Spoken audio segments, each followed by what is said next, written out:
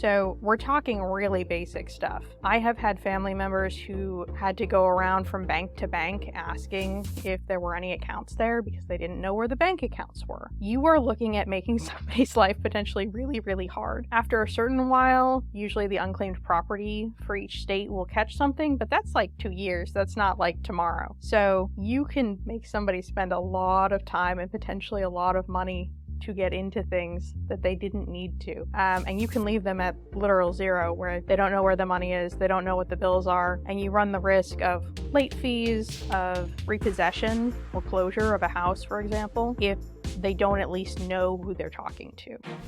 Welcome to the Will and the Way podcast, a podcast about making estate planning simple and accessible with fun stories, delightful soapbox rants, and more educational resources than you can imagine.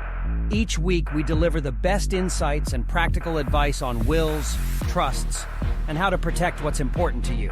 Now here's your host, Attorney Alexandra Jackson.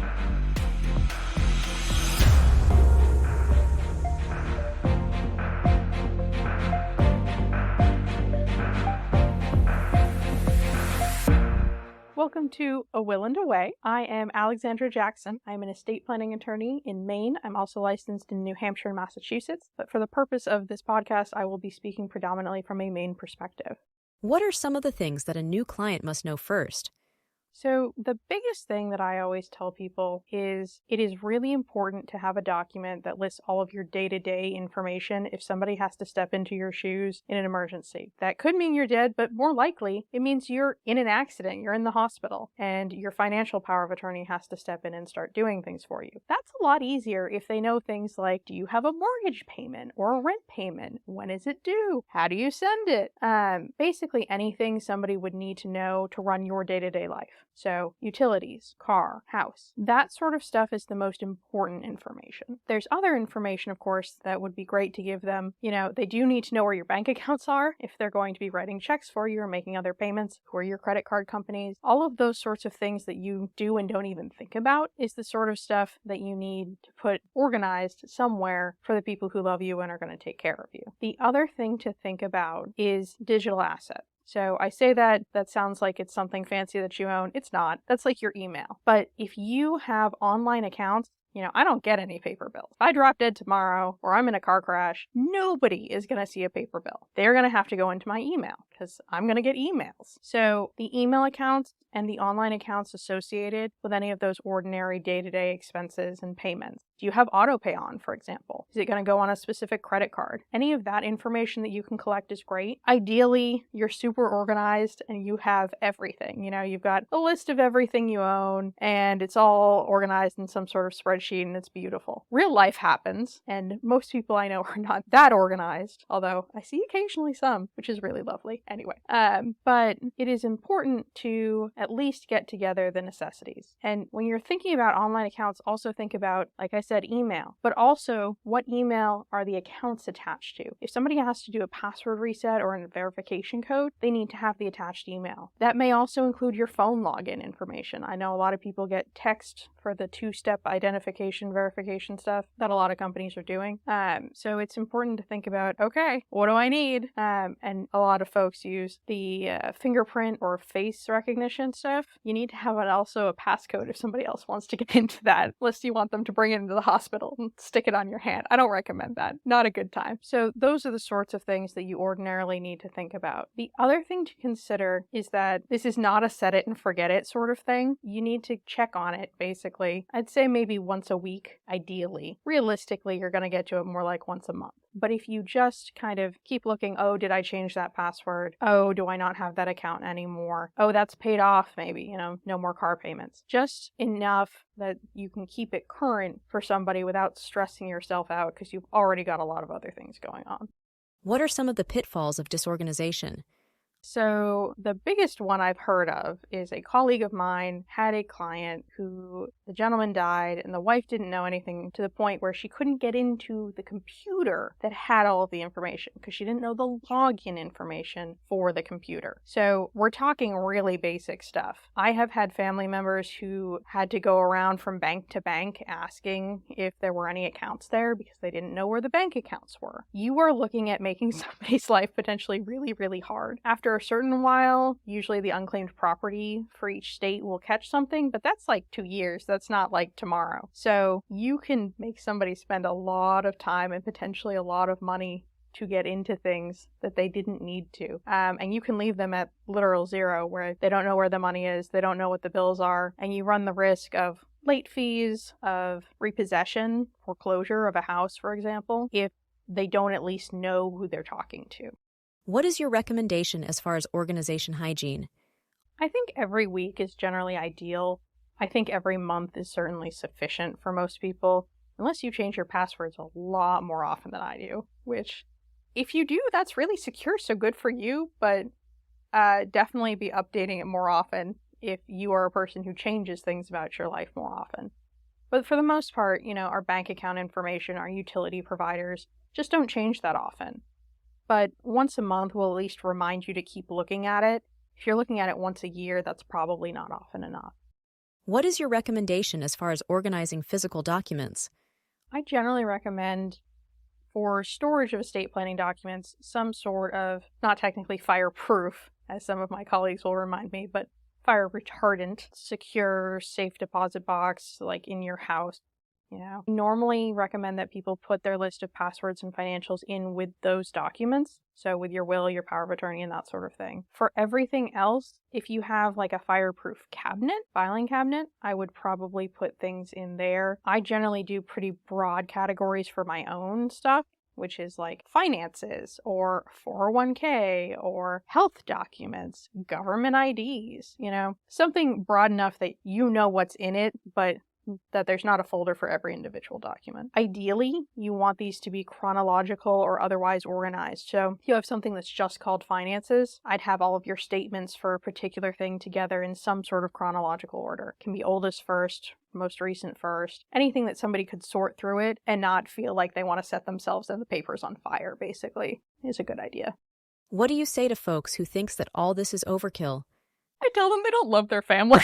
Because I will tell you, somebody has to do this. One of the biggest things, I normally say this when I'm talking about wills and trusts, but the biggest thing about estate planning is, are you going to do the paperwork or are you going to leave that for your family? So with a will, you're leaving it for your family. With a trust, you're generally doing it now. And that's why I recommend that people do all this organization now. I have had family members sit in my office and be extremely mad. I had a client whose sibling was also a client. He died of COVID. And I asked her, have you found his login for his overseas crypto account yet? And she said, what? And I went, you should look at his phone, because there are certain things that perhaps she wasn't going to think about looking for that he had mentioned offhand to me. I generally recommend that you're organized, because the people who are trying to look after you will really appreciate it. How can someone start towards organization? Get a physical notebook, and every time you use an account, you write down the login information. Or every time you pay a bill, you write down what it is and when it's due. Just when you touch that specific part of your life, grab the notebook, write it down. At the end of, probably 3 or 4 months, you will have most of the things you deal with on a regular basis written down. From there, you can organize it into something prettier. If you're able to, of course, you can just start by putting it on the computer to begin with. I know some people like me spend an awful lot of time on computers, so you might not have something physical. You can put a note in your phone too. In the era of smartphones, just a simple note on your phone, you type into it every time you think of something, and then eventually you can either print that, port it to a computer, do whatever, email it to yourself. I don't care. There's a million ways to do this. But if you do it every time you think of something, eventually you will get the majority of what you need. It won't be perfect, but your family won't be cursing you out as they drive to different banks. So, what do you think about file organization and management apps? I think password managers are great. The only thing you have to think about is you have to get that information to somebody. I have found that a lot of spouses and significant others do not actually tell each other about things like passwords and accounts and finances, which, I get.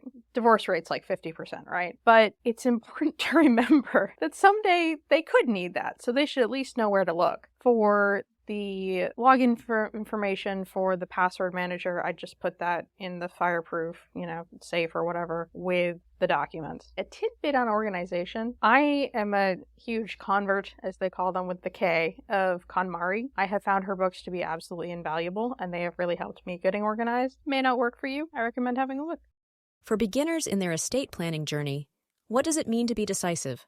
So decisiveness, when I say that, it's not really what you're thinking. You are thinking that you've got to have everything decided before you come in to talk to somebody. What I mean by decisiveness is that you've probably got an idea of most of it. And so you should come in and put that down to paper. And if you can get just a rough first level, like everything to my spouse and then to my kids, or, I want my 3 garden chairs to Aunt Jean, whatever your first blush most important goal is, you can sign the document then and do an updated version later. For wills, we have what's called a codicil that's not available for some of the other documents. But you can just do the basic stuff first, name a power of attorney, name an advanced healthcare directive agent, and then when you decide on a backup or something else, the sort of things that make people stop and go, I'm not ready, don't worry about that. Do what you've got first, commit it to paper. Something is better than nothing. If you do that, you can always add things, fix things. I have clients who call me every year to change their will. I don't recommend that, but I have clients who do it. And honestly, as long as you're looking at it about every 3 years, changing it if somebody's born or married or dies or gets divorced, you're going to be fine because you're going to update it so that you don't need the second tier. I'm building in a second tier so that if you don't come see me again, it's still going to work, because ugly things happen if everybody you name in the document is dead. But you don't have to have it perfect to start. With organization too, you don't have to know or have organized all of the information to start. You just have to have an idea. What is a codicil and how does it work? So a codicil is a fancy word that means amendment for a will. That's it. That's the whole thing. It does have to follow all the same formalities as a will. So you have to have it witnessed and notarized. Depends on where you live, what the actual requirements are. Some states like Maine also have a statutory form for a will. They don't have a statutory codicil, so you just have to do the will over. But generally speaking, a codicil is just something you tacked on to the will. A PS, basically, to the will that says, and also do these things or change these things. Trusts have amendments, which I think make more sense to ordinary people than the word codicil, which I'm pretty sure is only ever used in this context in these days. Are there limitations when writing a will? So, I'll say this the nice way. You shouldn't say things about people that are mean. You should not decide to include that sort of language. If you do that, they could potentially sue your estate for defamation or libel, depending on what you've done. And so that's a good way to lose money really fast. And also to make it a misery for your family and friends. So I strongly recommend not deciding on that sort of language. Generally speaking, just for reasons best known to them, or I leave them my love and affection, and nothing else goes unsaid. There's a lot of weird quirks to legal stuff. So in Maine law, you can decide to leave somebody out of your will, but saying they get nothing is by itself not enough. You have to actively give away everything else. So we've got, using the most basic example I can possibly give you, Pat and Sam. Pat and Sam have one child, Joe. Sam dies, Pat has everything. Pat's like, I don't really want to give everything to Joe. Pat's will says nothing to Joe. Not good enough. Pat's will has to account for where everything is going if it's not going to Joe. So Pat can leave everything to the Animal Refuge League of Greater Portland. I'm sure they would love the money.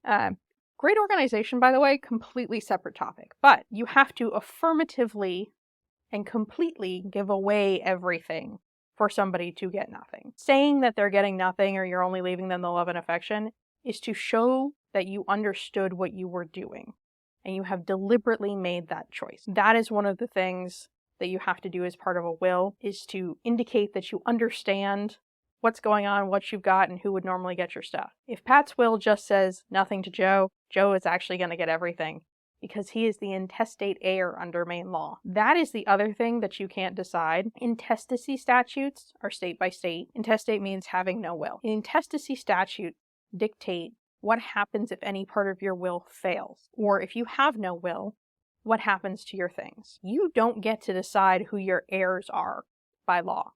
That is decided under the intestacy statute. Writing a will is the only way to make sure that the people you want to get things will get things. If they are not, your natural heirs. And heirs is a very limited category, keep in mind. That's generally going to be spouse first, then child, then parents, moving out to siblings and on through about great-grandparents. But there's a division sometimes between spouse and kids based on what marriage it is, etc. But you don't get to pick those people. So if you want to do something, you should probably write it down, potentially depending on how the will is set up. Most wills have what's called a residue or residuary clause, meaning, and if I didn't cover something, what happens to the rest of it? And that usually picks up things like that. But if you really mess up, you could miss that, potentially.